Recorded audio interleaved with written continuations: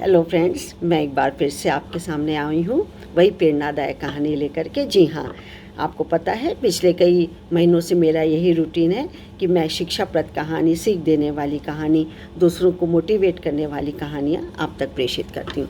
तो दोस्तों, कहानियों के तो जैसे आप जानते हैं बहुत सारे रूप होते हैं। प्रेम की कहानियाँ होती हैं, नफ़रत की, देशभक्ति की, शौर्य की, दुख की, सुख की, खुशी की, भूत पिशाच की, भय की, मतलब हर एक में कोई ना कोई भाव होते हैं। लेकिन आम तौर पे जो कि शिक्षाप्रद और छोटी छोटी कहानियाँ जो होती हैं, प्रेरणा वाली कहानियाँ, या जो हमारे मन मस्तिष्क पे एक छाप छोड़ जाती हैं, उसका प्रभाव आजीवन हमारे उस पे मानस पटल पे अंकित हो जाता है। और इन्हीं छोटी छोटी जो कहानियाँ होती हैं उसको बच्चों को भी सही गलत का फ़र्क बताती हैं, और रादर अच्छी कहानियाँ और शिक्षाप्रद जो कहानियाँ होती हैं बच्चों को सही मार्गदर्शक करती हैं, दर्शन कराती हैं, संस्कारों में उसकी वृद्धि करती हैं, और वो अमूमन ऐसा ही बनने की कोशिश करते हैं। वो कल्पना लोक में भी वो उसी पात्र, अच्छे पात्र को अपने में बैठाते हैं, उसी की तरीके से कार्य करते हैं। तो इसी सिलसिले में मैं आपको बताती हूँ, कहानी का शीर्षक है दुष्टता का फल। तो एक बार की बात है, दो मित्र थे, वो एक ही कंपनी में काम करते थे। तो और वहाँ भी प्रगाढ़ दोस्ती उनकी हो गई थी, अच्छी दोस्ती हो गई थी। और जिसमें एक अशोक नाम था, एक विनय नाम था।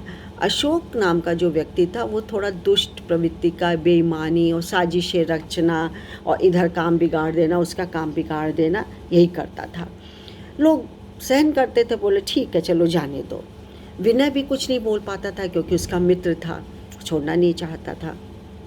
अब क्या हुआ कि और दोनों जने फाइनेंस, एक कंपनी थी उसका फाइनेंस का देखते थे, लेखा जोखा देखते थे। तो और विनय जो कि थोड़ा सीनियर था और अशोक थोड़ा सा उसके अंडर में काम करता था। अब एक दिन की बात है, शोर शराबा आने लगा उसमें।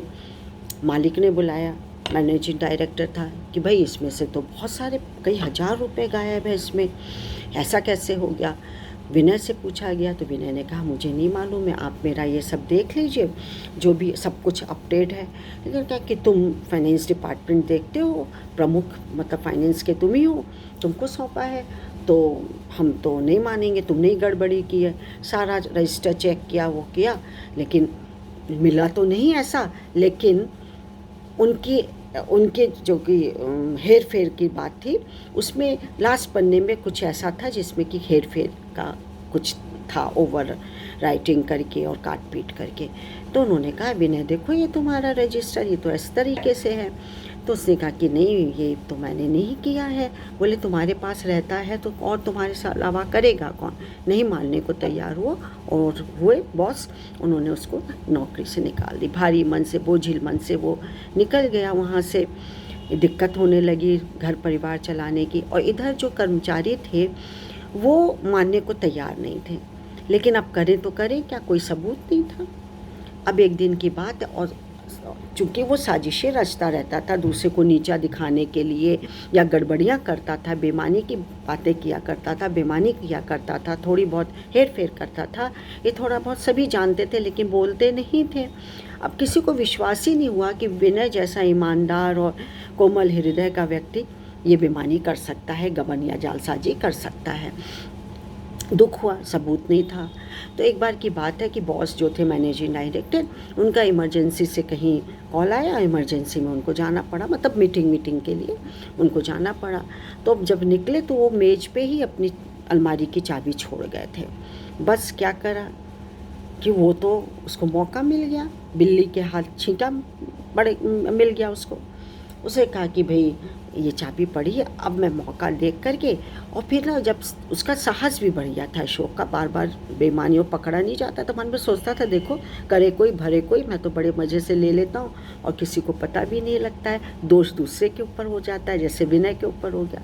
बस उसने खून मुँह लग गया था, बस वो तलाश में था।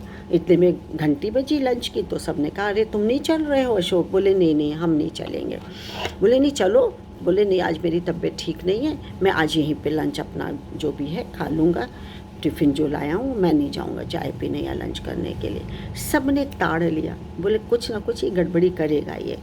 चाहे वो कंप्यूटर के माध्यम से, चाहे वो फाइल में, चाहे किसी रिकॉर्ड में, करेगा ज़रूर।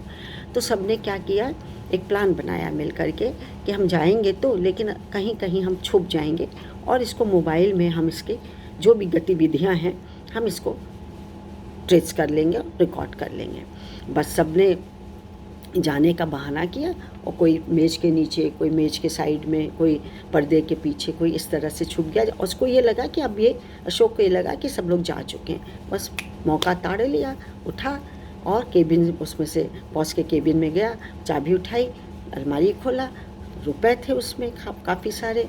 और ये तो कहिए कि महीने के अंत था इसलिए बहुत सारे ऐसे नहीं थे, लेकिन फिर भी थे, अमाउंट अच्छा अमाउंट था, 4-5 डिजिट का अमाउंट था। वो ले लिया, पूरी गड्डी उतार ली। उसके बाद चाबी बंद की और चाबी को रख दिया। कहाँ रख दिया? डेस्क खोला और सुरक्षित रख दी उसने चाबी। और उसके बाद फिर अपने पैसे लेके उसने सब कागज़ वागज हटा के उसके नीचे दबा के रख दिया। अब थोड़ी देर बाद बॉस आए तो एज यूजुअल उन्होंने चाबी खोजी। वो सोच रहे थे कि मैंने मेज में चाबी रखी है, गई कहाँ। फिर उन्होंने इधर उधर टटोले, डेस्क खोला तो देखा चाबी मिल गई। लेकिन माइंड में उनकी एक छवि थी कि शायद मैं मेज पे भूल के गया हूँ। अब क्या हुआ कि उसने अलमारी खोली और ये सब गतिविधियाँ वो देख रहा है अपने केबिन से अशोक। तो उन्होंने खोली और हैरान रह गए। बोले अरे इसका सारे कर्मचारियों को बुलाया हल्ला दे करके कि अरे चलो तुम देखो मेरे पैसे फिर से गायब हो गए, पैसे कहाँ गए, ये क्या हो रहा है कंपनी में, ये वो। आ गए तो अशोक की हड़बड़ाहट हो गई, घबराहट हो गई, हड़बड़ा गया और पसीना आने लगा। इसके बाद उसने सबसे कहा कि देखो जो भी है चोरी जिसने की तो ज़रूरी है, ऐसा करो कि वो जिसने भी की वो सच बता देगा तो मैं उसको पुलिस के हवाले नहीं करूँगा, और नहीं बताया तो पुलिस अपनी जांच पड़ताल करके, और ये मैं जानता हूँ कि किसने चोरी की है। अब तो उस बिल्कुल ही बिलबिला गया, दम हड़बड़ा गया, करें तो करें क्या। बस वो जानते थे क्योंकि बॉस के आने से पहले ही कर्मचारियों ने बॉस को बता दिया था कि आपके केबिन में ये हुआ है और ये देखिए प्रूफ है इस मोबाइल में। पुलिस आई और दिखाया सारा वो। उतने में उसने भी मतलब चुप रहा, मौनम स्वीकृतम, वो तो लिया ही था उसने। तो वो पकड़ा गया, उसकी भी जेल की हवा गई। अब कहानी ये शिक्षा देती है कि मित्र बने हो तो कभी दगाबाजी मत करो, कभी विश्वासघात मत करो। और कंपनी में और जो आपकी रोजी रोटी है, जो आपके माई बाप हैं, तो वहाँ पे समर्पण से, श्रद्धा से, ईमानदारी से काम करना चाहिए। क्योंकि पलट करके अपने कर्म ही हमारे अंदर आ जाते हैं, हमारे सिर पर ठिकरा फूटता है, हमें को कष्ट होता है। जैसा कि विनय को तो चलो नौकरी से निकाला, लेकिन इसको तो रंगे हाथ जान करके तो जेल की रोटी खानी पड़ेगी, चक्की पीसनी पड़ेगी, हवालात के बंद कर दिया गया उनको, तो ये तो और भी कष्टप्रद स्थिति है। तो अपना किया अपने ही में ही मिल जाता है वापस। तो कभी भी नौजवानों, युवक या युवतियाँ या कोई अन्य वर्ग, जो भी वर्ग है, उसमें संदेश पहुंचाना मेरा यही होता है कि कभी भी दूसरों के प्रति ईर्ष्या द्वेष न रखें, अपना काम सुचारू रूप से करते रहें। मैं डॉक्टर मंजू जैन, मेरा आपको नमस्कार। मैं retired associate professor from essential degree college Kanpur. आज के लिए इतना ही, बाय।